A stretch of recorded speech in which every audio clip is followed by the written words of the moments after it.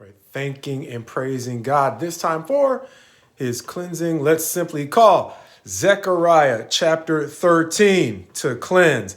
Understanding that the cleansing the chapter starts out with will open the door for God to reestablish lines of communication with his people, in contrast to what we saw in chapter 7. People who had turned away from listening to God entered into a period of life when they needed God to listen to them, only to find out that he had turned away from them.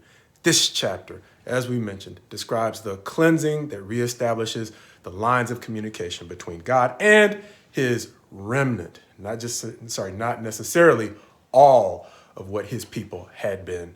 Understanding that, verse 1 reads, "On that day there shall be a fountain opened for the house of David and the inhabitants of Jerusalem, to cleanse them from sin and uncleanness." As he's going to go on in verses 2 through 5. No, it's verses 2 and 3. Sorry. Verses 2 and 3 to describe things that he is cutting off and removing from Israel. First of all, the idols, meaning the myths about what would make them successful and basically fulfill all their aspirations and ambitions. The idols represented that, and he's cutting off the lies in which they had invested in hopes of reaching their goals. Understanding that, he is likewise going to cut off or remove their enablers, more famously known as the prophets. Understanding that the prophets had become intertwined with the lies and the myths that they had invested in and wandered off into their own peril.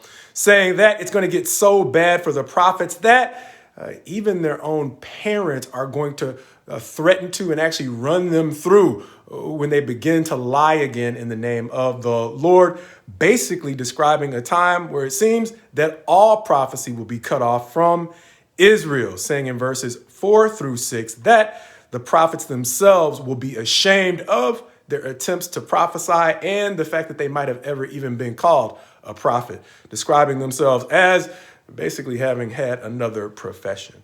Going on, though, verses 7 through 9, the end of the chapter, are going to make what seems to be a sharp turn.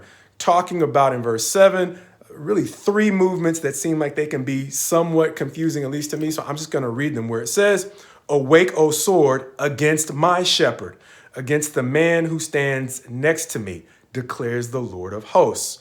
Strike the shepherd and the sheep will be scattered.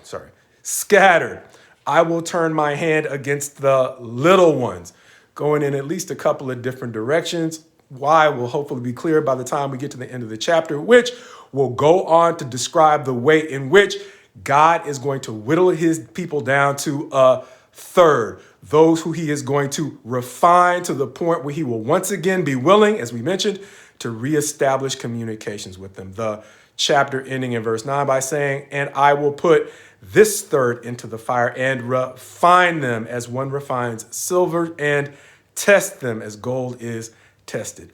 They will call upon my name and I will answer them. I will say they are my people and they will say the Lord is my God." This chapter seeming to add a different perspective on a familiar theme, the way in which God cleanses his people, and beyond describing the way he takes the whole of his people, getting rid of 2/3 of them, leaving the third that he is willing to refine and reestablish communication with.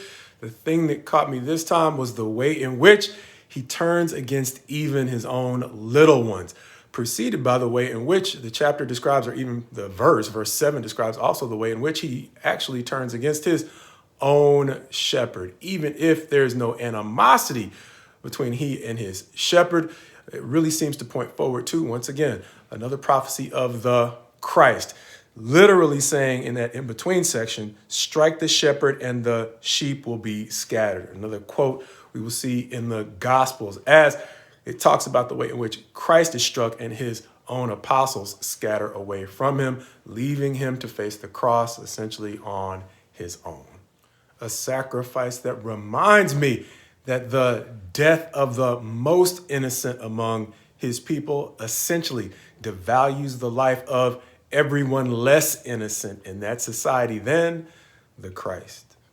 And as shocking as it might seem to us, The 2/3 that do not survive the judgment in that day includes just about everyone, including his own little ones, reminding me that while we see right and wrong narrowly through our own perspectives, God sees right and wrong much, much more broadly than we possibly can.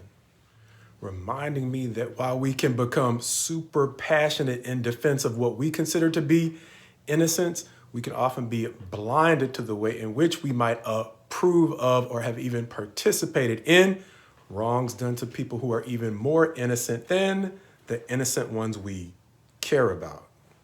Reminding me that a byproduct of devaluing others may actually be devaluing ourselves.